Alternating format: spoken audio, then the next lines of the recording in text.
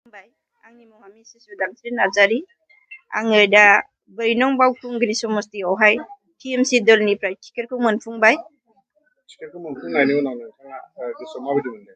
गोसोआव जोबोद गोजोनखौ मोनदों जे रायजोनि थाखाय आङो इयुन जेनेरेसननि थाखाय जौगाथिनि मावनो खाबुखौ आङो मोनबाय। नोंथाङा टिकेट मोनखांनानैहाय जायनाखि बिसायख'थि गेलेसिगोन बे बिसायख'थि गेलेनायावहाय रायजो राजानिफ्राय माबायदि अनसायनाय मोनगोन होननानै मिजिंथिदों? आङो फोथायनाय दङ जोंनि बे बावखुंग्रि समस्तियाव थानाय बिभिन्न जनजातिनि आइ आफानि अनसायनायखौ मोजाङैनो मोनगोन। जे नोंथाङा बिसायख'थि फोसावनायफ्रावहाय माबायदि रायजो राजाफ्रा बाहागो लादों? आंनि बिसायख'थि फोसावनायाव पार्टिखौ नायाजासे जे आंनि इयुन जेनेरेसननि फारसे मावबोबाय थानायनि बेकग्राउन्डखौ नायनानै गोबां आइ आफाया आंखौनो हास्थायदों। नोंथाङा देरहाखांनायनि उनावहाय माबायदि ओनसोलनि थाखाय जौगानायनि थाखाय माबायदि मावनो थांखि लादों? आंनि थांखिया बेनो, आइ आफानि सहाय मददजों देरहाखांनाय लोगो लोगो जोंनि बे बावखुंग्रि ओनसोला माखासे जौगाथि बिथिङा गोग्लैसोनानै दङ। बिनि थाखाय आङो जौगाथिनि खामानिखौ मावगोन आरो गोबां लाइमोनफोरनि थाखाय आङो जौगाथिनि खामानि मावगोन।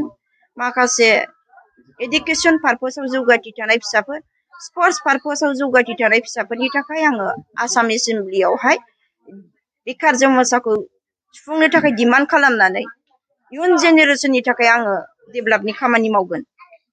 नोंथाङा बावखुंग्रि बिजाबावहाय बबेबा राजखान्थि दोलोआ नोंथांनि देरहासाराव हेंथा होगोन नामा? जायखि दोलोआनो हेंथा होनो फैया मानो आंहा बाहाय गिनांगौ गैया, सोरखौबा सोंखारिनांगौबो गैया। टकन केन्डिडेटफोरनि बिखयै डिसकास खालामनानै ओइबार आइ आफाया मैल'बान भटखौ खुनु बेखाराव थांहोनाय नङा। 100% आसा दं आंखौ 10% सहैहोगोन आरो रायजोनि जौगाथिनि मावनो थाखाय जे बाजेटनि सायाव डिमान्ड खालामना आंखौ स्कप होगोन। नोंथांनि जायनाखि बियाब बे बियाबावनो सानै आइजोफोराबो बिजाथि हिसाबै गसंदों, दा बेनि सायाव मा बुंगोन? माने गणतान्त्रिक हिसाबै बयहाबो समाजखौ सिबिनो थाखाय ओंखारबोनो अधिकार दं। बेहाय आङो बिथांमोनखौ गिनांगौ गैया, गाज्रि रावजों सोंखारिनांगौ गैया। नोंथाङा सासे बिजाथि हिसाबै फैबाय थानाय बिसायख'थिखौ माबायदि जाजालांनो लुबैयो?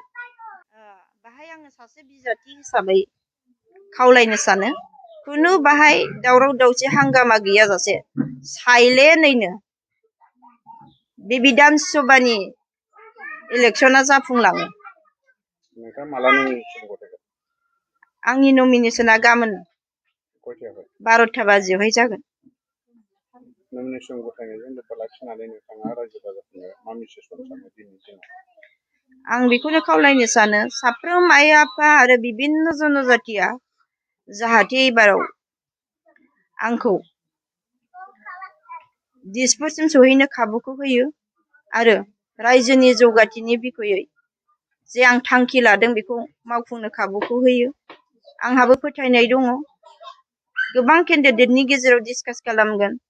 इयुन जेनेरेसननि थाखाय बेकग्राउन्डआव सोर माबायदि मावबोबाय थादों बेनि प्रुफखौ आइ आफाया डिसकास खालामगोन।